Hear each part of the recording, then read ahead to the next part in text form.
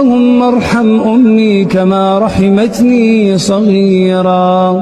اللهم أسعد أمي كما أسعدتني كبيرا. اللهم تقبل من أمي أعمالها صغيرها وكبيرها.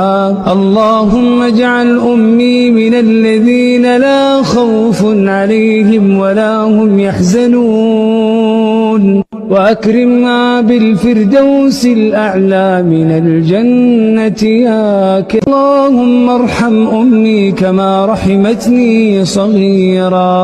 اللهم أسعد أمي كما أسعدتني كبيرا. اللهم تقبل من أمي أعمالها صغيرها وكبيرها.